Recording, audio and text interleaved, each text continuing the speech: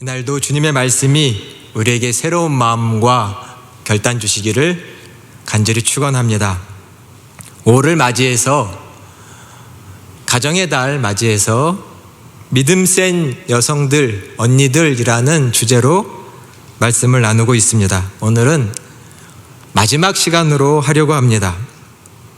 성경에 나와 있는 믿음으로 행한 여성들에 대한 우리의 관심이 더 많아지고 그 귀한 본들을 잘 배우고, 그래서 우리의 믿음이 새로워지는 시간이 되셨기를 간절히 소망합니다. 한번 돌아보시면서 그 믿음의 여성들에 대한 성경 말씀들을 다시금 시간을 내서 한번 읽어보시고 또 묵상해 보셨으면 좋겠습니다. 오늘은 마지막으로 막달라 마리아라고 하는 여성에 대해서 함께 나누려고 합니다. 방금 저희가 본문을 읽은 것처럼 예수님께 매우 귀한 향유 옥합을 깨트려서 예수님의 머리에 부어드린 여성으로 꽤 유명한 인물입니다. 찬양 중에도 내게 있는 향유 옥합이라는 찬양이 있죠. 예수님의 여성 제자입니다. 사복음서에 보면 이 막달라 마리아에 대한 그 행적에 대한 보도들이, 증언들이 이 4개의 복음서에 조금씩 다르게 나와서 이 여성에 대한 정확한 보도가 무엇일까 때로는 의문이 가기도 하지만, 오늘은 성서가 말하는 아주 중요한 메시지만을 찝어서 우리 마음속에 새기고 배우기를 소망합니다. 이 여성이 어디 출신이냐, 이 또한 여러 가지 의견이 있습니다. 오늘 본문의 배경이 되는 예루살렘 베다니 출신이다 라고 말하는 사람들도 있고, 아니다, 저 갈릴리 그 촌구석 출신이다 라고 말하는 사람들도 있습니다. 또 누가복음에 보면 이 여인은 7 귀신이 들렸다가 예수님께서 고쳐주셔가지고 새로운 삶을 살게 되었다, 이런 증언도 나와 있고, 이 막달라 마리아는 다른 여성들과 함께 자기의 소유를 써서 예수님이 공생애 하시는 그 사역에 뒤에서 서포트를 한 여성이다, 이렇게 성서에 증언이 되어 있기도 합니다. 오늘 막달라 마리아를 통해서 우리가 본받을 신앙은 무엇인지 한번 여러분 말씀을 통해서 마음에 깊이 새겨보시기를 바랍니다. 예수님 하면, 예수님의 별명하면 제가 뭐라고 한번 소개해드린 적 있죠? 예수님 하면 앞에 붙어야 하는 수식어가 하나 있습니다. 지역 이름 뭐죠? 어디 예수님? 갈릴리 예수님, 나사렛 예수님, 이런 예수님의 별명이 있습니다. 예수님은 분명히 예루살렘이라는 그 수도에서 모든 정치가와 권력자들, 학식 있는 사람들이 다 모여있는 예루살렘에서 사역을 하시기도 하셨지만, 또 예루살렘에서 십자가에 달려 돌아가시기도 하고 부활하시기도 하셨지만, 예수님의 별명처럼 예수님 앞에 붙어 수식되는 단어는 저 변방에 있는 갈릴리, 나사렛, 촌구석, 촌동네의 사람이다 라는 것이 예수님의 별명입니다. 예수님 당시는 로마 제국이 이스라엘 백성들을 다스렸죠. 팍스 로마나, 로마에 의한 평화, 로마에 의해서 전 세계가 통일되어야 하고, 로마에 의해서 번영과 번성이 일어나야 하고, 모든 평화는 로마의 황제에 의해서 지배되고 이루어질 거다라는 팍스 로마나가 지배하는 그 시대에 로마의 입장일지 모르지만 지배를 받는 이스라엘 백성들에게는 로마는 10개를 뺏어가고 그냥 1개 정도 돌려주는 그런 악탈꾼에 불과했습니다. 이스라엘 백성들 중에 특권층 소수들만이 로마 제국이 뿌려주는 빵가루와 서커스에 놀아나서 넋이 나가서 로마를 지지하고 따랐지만, 대부분의 하층민들, 평민들은 그들의 삶이 그냥 쪼들릴죄도 쪼들려서 어려운 삶을 살게 되었죠. 로마는 황제를 숭배하게 만들었습니다. 이스라엘 백성들이 섬기는 하나님은 여호와 하나님인데 황제를 신의 아들로 섬기게 만들었고, 따르지 않으면 폭군 정치, 공포 정치를 펴며 이스라엘 백성들을 박해했습니다. 가나안 땅에, 갈릴리 땅에 많은 마을들을 불사지르기도 했고, 말을 따르지 않는 집들을 다 불사르고 대량 학살을 하기도 했고요. 또 때로는 많은 사람들을 잡아가 노예를 삼기도 했습니다. 그런 갈릴리 지역에, 나사렛 지역에 과연 이 아무것도 가지고 있지 않은 이 평민들이, 백성들이 손톱만한 희망이라도 가질 수 있었을까요? 바로 그러한 때, 그러한 갈릴리에 예수님이 나타나신 겁니다. 예수님이 나타나셔서 그 백성들에게 하나님의 나라가 지금 너희에게 임했다라고 말씀하셨습니다. 언젠가 멀리 올 하나님의 나라가 아니라 지금 나를 통하여 하나님의 나라가 너희 발치 앞에 나왔다, 와 있다라고 말했습니다. 복음을 전하셨죠. 그리고 사람들의 병을 고쳐주셨고, 심지어는 귀신에 시달려서 정신병을 앓는 많은 사람들과 그 가정을 자유롭게 도와주셨습니다. 그런 예수님의 놀라운 능력을 보고 정말 예수님의 말이 맞나?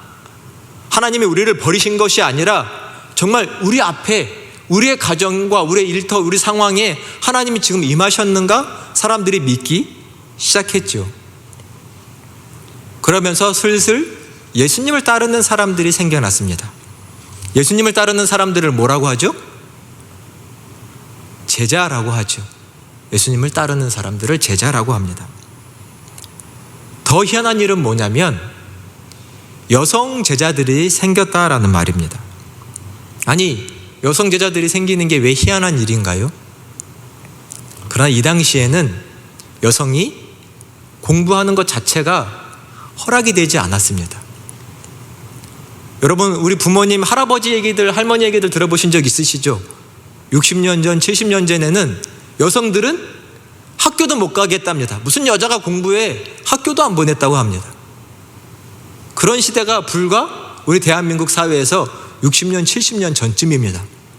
지금으로부터 2000년 전 고대 시대에 이 유대 사회에서는 여성들이 공부하는 것 허락되지 않았습니다. 공부는 남성들이 하는 거였습니다.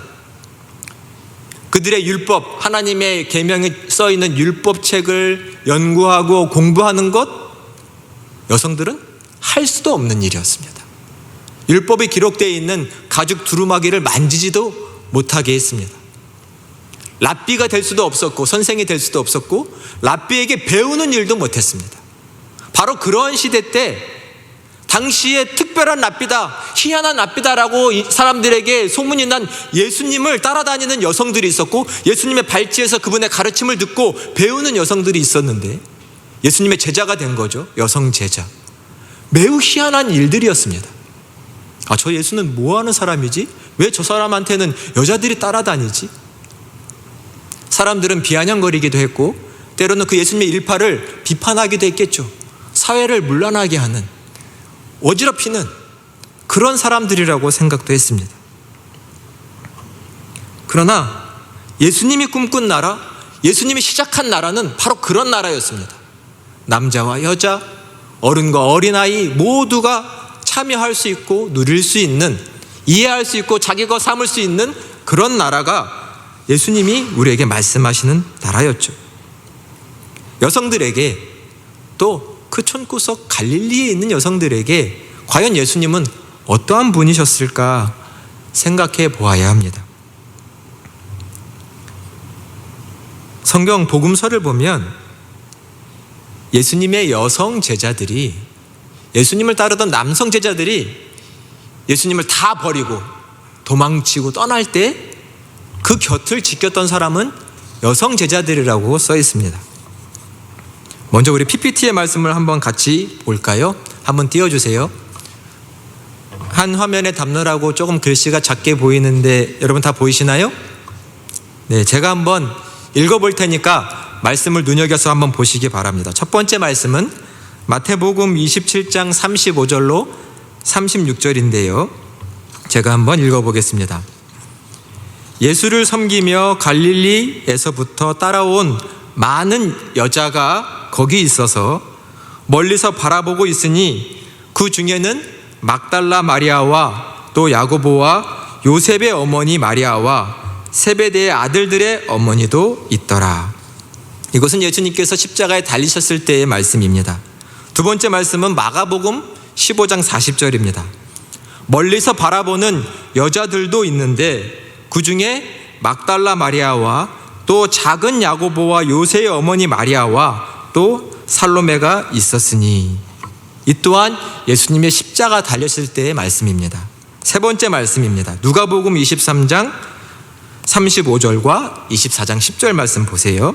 갈릴리에서 예수와 함께 온 여자들이 뒤를 따라 그 무덤과 그의 시체를 어떻게 두었는지를 보고, 이 여자들은 막달라 마리아와 요한나와 야고보의 모친 마리아라 또 그들과 함께한 다른 여자들도 이것을 사도들에게 알리니라. 아멘. 이 공간복음서의 세 말씀을 보면 예수님이 십자가를 지시고 달리시고 또 죽어서 무덤에 누이실 때 그때 있었던 사람들은 남성 제자들이 아니라 여성 제자들이라고 말하고 있습니다. 여성 제자들이 예수님이 십자가에 달리시는 그 어려운 순간, 그 슬프고 괴로운 순간에 그 자리를 떠나지 못하고 예수님 십자가 주위를 맴돌고 그곳을 지키고 예수님을 하염없이 바라보고 하는 분들이 다 여성 제자들이었다라고 말하고 있습니다. 남자들은 다 반성을 해야 되겠죠? 중요할 때 없어요? 중요할 때. 반응을 좀 하세요. 김서연. 중요한 순간엔 여성들이 있었습니다. 성경에 보면, 방금 읽은 세 말씀에 보면 여성들 이름이 다양하게 나오는데 세 말씀에 공통적으로 나온 여성이 있는데 누군가요? 막달라 마리아라고 하는 여성입니다. 이 여성이 이 세 구절에 정확하게 써 있고 또 맨 앞에 기록이 되어 있습니다. 매우 중요한 여성 제자라는 의미입니다. 막달라 마리아, 매우 중요한 여인이었습니다. 마리아라는 이름은 매우 흔한 이름입니다. 방금도 읽었지만 예수님의 어머니도 마리아죠. 야고보와 요한의 어머니도 마리아입니다. 예수님이 사랑하고 특별히 아꼈던 자매가 있는데 그들의 이름도 마르다 그리고 마리아입니다. 또 마가 요한의 어머니, 최후의 만찬이 열렸던 장소인 마가 요한의 어머니 이름도 마리아입니다. 성경에 보면 여자 이름은 한 반은 마리아 같아요. 그만큼 마리아라는 이름이 많은데 이것은 마치 우리나라에서 여성의 이름 지영, 영희 이런 이름이 많은 것 같은 느낌인데, 당시에 모세의 누이의 이름이 뭐였죠? 성경에 보면 미리암인데 이 미리암의 현대식 느낌의 이름이 마리아였습니다. 그래서 고대에는 이 미리암의 믿음을 본받아라 라는 식으로 해서 그 이름을 마리아라고 짓는 여성들이 꽤나 있었던 것이죠. 좀 과장하게 말하면 한 집 건너 한 집에 여성의 이름이 마리아였던 것 같은 느낌이 들 정도입니다. 매우 흔한 이름입니다. 막달라 지역의 마리아. 이름은 흔할지 모르지만 이 여성의 믿음은 매우 귀하고 소중하다고 생각됩니다. 이 여인의 믿음을 본받아야 합니다. 말씀해 보니 갈릴리 촌구석에서부터 예수님을 따라서 예루살렘까지 오고 예수님의 그 공생의 사역을 뒤에서 서포트하고 예수님 뭐 필요하신 것은 없나 늘 살피며 돕던 사람이 이 막달라 마리아였습니다. 예수님이 십자가를 지실 때, 달리실 때, 죽으셔서 무덤에 누우실 때 그 곁을 떠날 수 없었던 사람이 이 막달라 마리아였습니다. 이런 여인, 예수님을 떠날 수 없는 여인, 그분을 가르침을 잊을 수 없는 여인이 이 막달라 마리아였죠. 남자 제자들과 좀 비교해 볼까요? 예수님이 12제자 중에 수제자라고 하면 누구죠? 베드로죠. 베드로 하면 늘 예수님 옆에 있었던 남자입니다. 수제자이다 보니 얼마나 이 발언이 셌을까요? 성경에 보면 말이 앞선 남자 중에 하나가 이 베드로입니다. 예수님이 어느 날 얘들아 내가 너네를 다 떠나서 십자가에 죽을 거다 라고 말하자 이 베드로가 갑자기 덜컥 겁이 나서 예수님 붙잡고 한쪽으로 모시고 가서 예수님 절대로 그런 일은 일어나서는 안 돼요. 어찌 그런 일이 있을 수 있습니까? 라고 막 예수님께 책망하듯 말한 적이 있었습니다. 그때 예수님이 많은 제자들이 보는 앞에서 베드로에게 사탄아 물러가라. 너가 하나님의 일은 생각지 않고 인간적인 일만 생각하고 있구나 라고 책망하신 적이 있었죠. 아무리 수제자라고 하는 이 남자 제자도 예수님을 따라다닐 때는 높은 지위, 큰 역할을 할 수 있는 사람이 됐기를 바라는 마음이 이 안에 있었던 거죠. 예수님이 왕이 되시면 내가 큰 자리 하나 찾아서 이 민족에서 뭔가 큰 역할을 해봐야 되겠다, 이런 생각한 거죠. 수제자뿐만이 아니라 넘버 3 안에 든다고 하는 야고보와 요한도 마찬가지입니다. 어느 날 야고보와 요한이 어머니를 대동을 해가지고 예수님께 청탁을 합니다. 예수님, 우리 두 아들을 예수님 왕 되시면요, 하나는 오른편에 앉혀주시고요, 하나는 왼편에 앉혀주세요. 마치 좌의정 우의정 이런 거 한 자리씩 주세요, 이런 말 같죠. 다 큰 자리, 큰 힘을 얻기를 원하는 이 남성들 제자들의 마음이 있었던 거죠. 뭔가 새로운 세상을 힘이 있다면, 권력이 있다면 바꿀 수 있을 거라고 생각을 했던 것 같습니다. 그러나 만약 진짜 힘으로 새로운 세상이 온다면 어찌 로마 제국과 다르다고 할 수 있을까요? 내게 힘이 있다면 바꿀 수 있다. 예수님 꿈꾸신 하나님의 나라는 섬김으로 이루어지는 나라죠. 섬김. 그래서 예수님께서 누구든지 크고자 하는 자는 저 낮은 자리에서 섬기는 자가 되라고 말씀하셨습니다. 그래서 예수님은 십자가를 지시기 전 손수 제자들의 발을 하나하나 닦아주셨죠. 십자가는 예수님의 섬김의 정점입니다. 자기의 생명과 피와 살로 모든 인류를 섬겨주신 그 섬김의 정점이 바로 십자가죠. 근데 이 섬김의 자리, 그 십자가를 바라보지 못한다면 제자들은 아주 큰 실수에 빠지는 거죠. 예수님이 누구신지를 알지 못하는 겁니다. 이 막달라 마리아는 예수님이 십자가를 지고 가실 때, 십자가에 달리실 때 얼마나 많은 로마 군인들이 엄하게 그 자리를 지키고 가까이 하지 못하도록 위협하는 그 자리, 많은 고충을 무릅쓰고 예수님을 계속 따랐고 그 곁을 지켰던 여자라고 성경은 말했습니다. 이러한 여인인데 이처럼 올곧고 굳센 신앙을 가진 여성입니다. 이런 여성의 신앙을 우리가 본받을 수 있기를 간절히 소망합니다. 이 막달라 마리아에 대한 오해가 있습니다. 오해. 누가복음에 보면 이 막달라 마리아, 오늘 본문과 똑같은 누가복음 본문을 보면 이 막달라 마리아가 죄인이라고 써 있습니다. 죄인이었다. 그래서 이 막달라 마리아에게 생긴 오해는 이 여성이 창녀일 것이다 라는 것입니다. 창녀일 것이다. 어쩌면 들어보신 분들도 있을 거라고 생각됩니다. 그러나 이것은 이 성서 본문을 로마의 교황청에서 잘못 설교를 해서 이루어진 일이라고 꽤나 큰 이유를 둘 수 있겠습니다. 아주 오래전 교황 고레그리우스라는 1세라는 교황이 591년, 벌써 아주 오래전이죠. 591년 교황이 설교하면 설교에다 번호를 붙이고 마치 중요한 공문처럼 다 남기는 것이 교황의 설교인데, 교황의 그레고리우스의 33번째 설교에 이런 내용이 써 있습니다. 막달라 마리아는 창녀로서 매우 큰 죄인인데 이 여인이 고해성사를 하고 회개를 해서 새 사람이 되었다. 고해성사의 중요성을 강조하는 설교의 여주였던 거죠.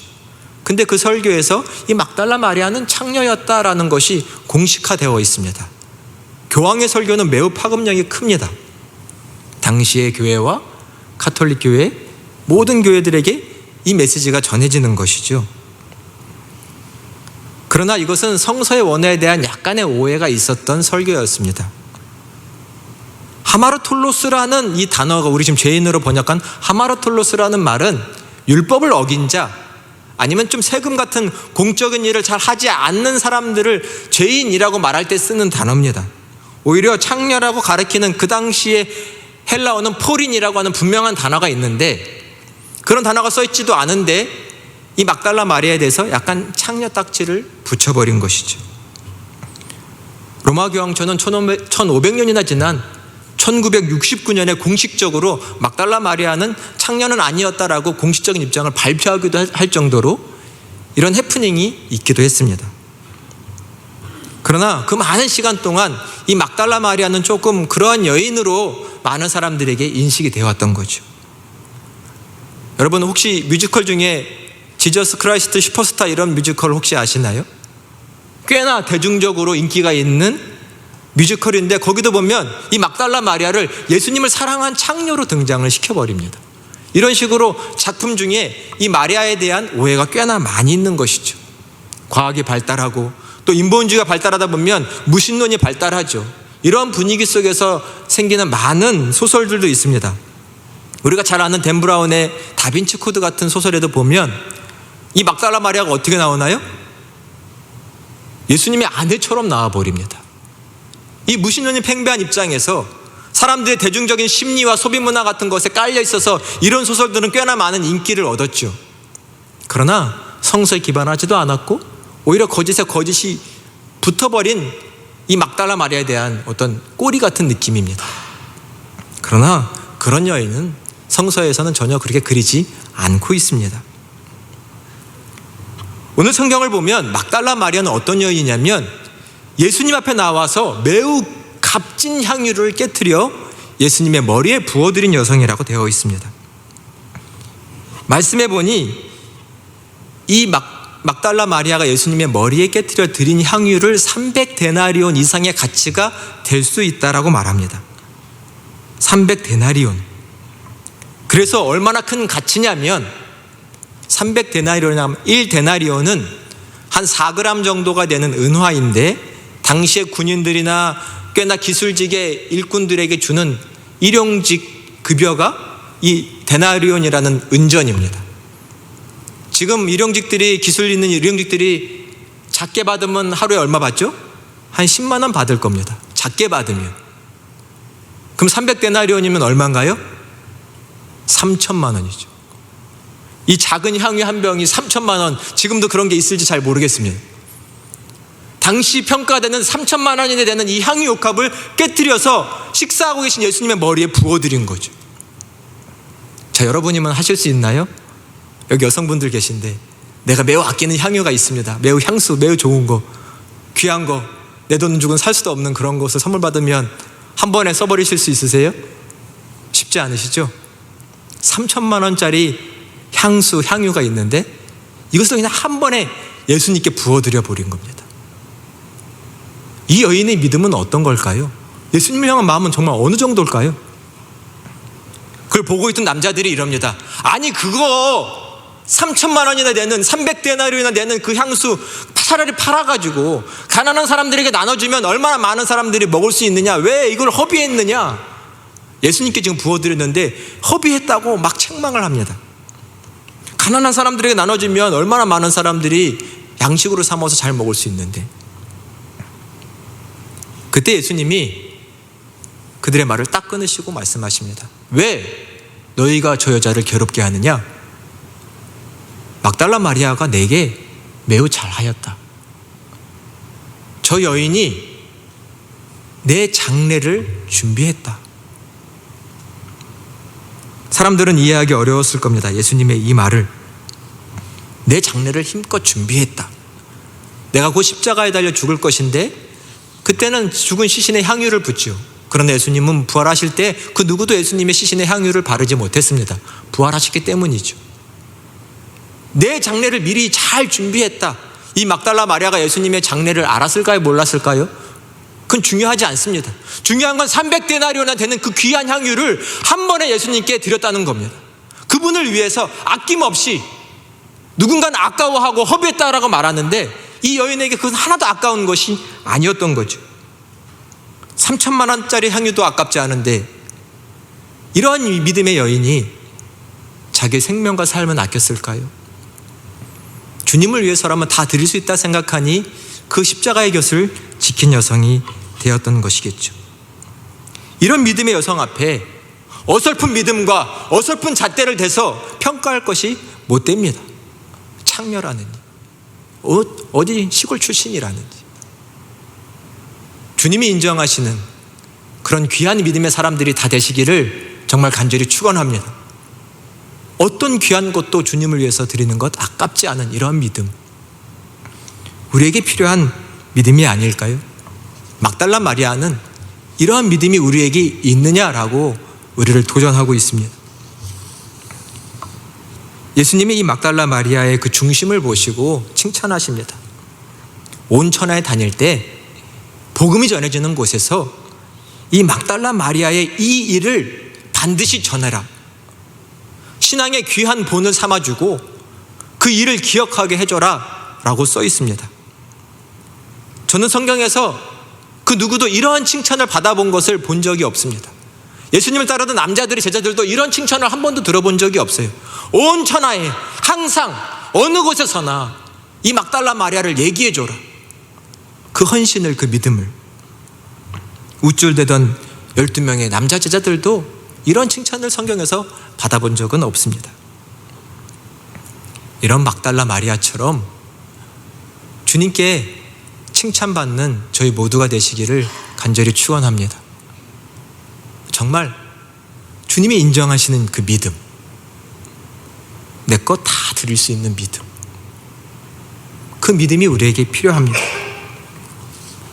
예수님이 정말 생명길이다, 참된 길이다라는 그런 고백이 내 안에 생겼다면 이제는 세상 욕심은 그 뿌리채 다 잘라버리시고 어떤 주저함도 다 버리고 예수님께 온전히 내 삶을 드리시기를 바랍니다. 그분이 가시는 곳이라면, 그분이 원하시는 곳이라면 어디든 가리다, 십자가의 길 끝까지 가리다, 그런 믿음으로 예수님을 따르시기 바랍니다. 이 믿음의 사람이 하나님의 나라를 이루는 귀한 일꾼이 될 것이고, 이 믿음의 사람이 십자가의 곁에 있는 이 믿음의 여인처럼 십자가의 길을 끝까지 가겠다고 다짐한 그 사람은 주님의 영광스러운 부활도 보게 되고 그 영광에 참여하게 될 것입니다. 사랑하는 여러분, 다시금 이 믿음 달라고 주님께 기도하고 이 믿음으로 예수님을 따르시기를 바랍니다. 이 믿음이 있을 때 세상은 아무것도 아닌 게 됩니다. 세상을 두려워했던 믿음, 세상 일로 걱정했던 내 마음, 결국은 이 믿음이 없기 때문에 내 마음은 다른 곳에 사로잡혀 버리는 것이죠. 그러나 오직 예수님만이 가장 귀하다, 주님께 내 생명과 내 모든 것을 드릴 수 있는 이 믿음이 있다면 세상은 아무것도 아닌 것이 됩니다. 이런 귀한 믿음으로 주님을 따르심으로 하나님 나라를 이루어가시는 여러분이 되시기를 간절히 축원합니다. 기도하겠습니다. 은혜와 사랑이 풍성하신 하나님, 감사드립니다.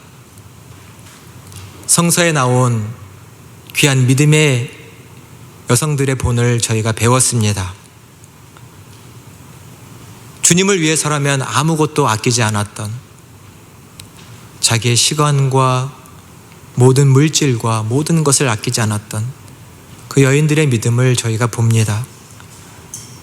주님을 사랑하는 그 마음을 헤아려 봅니다.